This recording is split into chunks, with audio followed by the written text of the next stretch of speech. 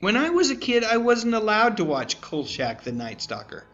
Now, let's be clear, just because I wasn't permitted doesn't mean I didn't watch it. In fact, a note to all you parents out there, the absolute worst thing that you can do is restrict your children from watching a particular show. Once the old man made it clear that no member of his family would be watching that evil program in his home, I started working on plans to make sure that I could watch it elsewhere.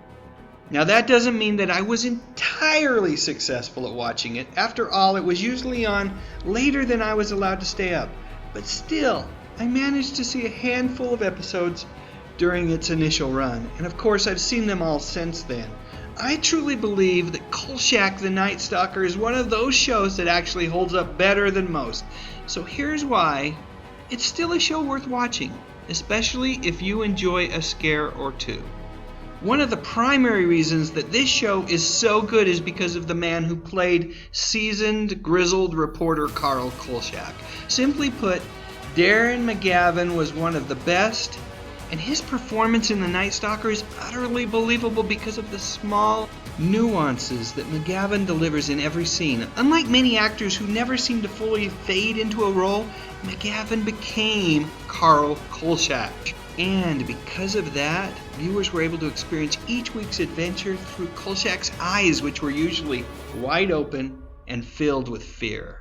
So before it was a weekly series, there were two movies that aired on ABC in 72 and 73. The Night Stalker, the first one, was a ratings hit, and its follow-up, The Night Strangler, was almost as popular. Both of these movies had a very talented individual writing the script. And his name is Richard Matheson. He's one of my all-time favorite authors. Although novelist Jeff Rice created the world of Carl Kolchak, Matheson added color. His scripts for the first two TV movies provided additional depth and humor at just the right moments.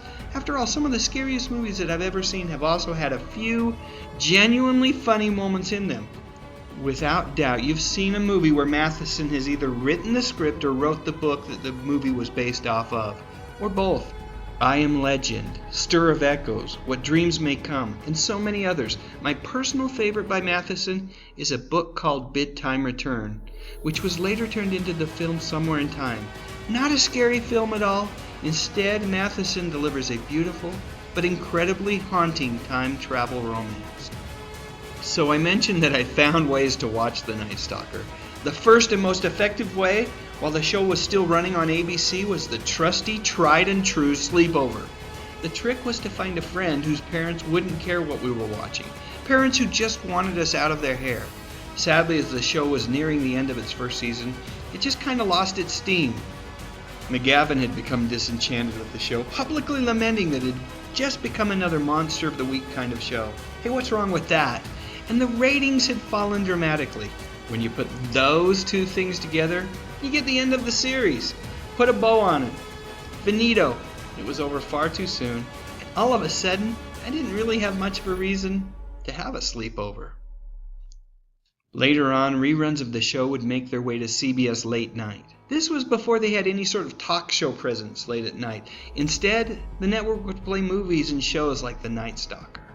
And I guess it's also worth mentioning that there was a reboot of the show way back in 2005. It didn't last long. I think they filmed 10 episodes, and if I remember correctly, only 5 or 6 of them actually were aired by the network before they gave the show the boot. Also, Johnny Depp has been talking about remaking the show into a feature film for years. I don't know. A few years more and Depp might be able to pull it off. And for no other reason than I think this is a really cool piece of art, I present to you Ross Purcell's amazing Batman Carl Kolchak team-up cover. Man, I really wish this were real. I'd buy the book in an instant. In an instant, I say! Come on, DC, make it happen! So that's it. Personally, I think the first couple of movies written by Matheson were pretty darn amazing and set an extremely high bar. It was a bar that, once the show went weekly, it was just too darn high to hit. Perhaps the series would have been better if it had just remained a movie series, airing new 90-minute movies, let's say 2 to 3 times a year. What do you think? Let me know in the comments section below, and while you're at it, please click on the thumbs up button, and why not consider subscribing to my channel? I talk about music, movies, and television, mostly from the 60s, 70s, and 80s. You know, the good stuff. But most importantly, and as always, thank you for watching.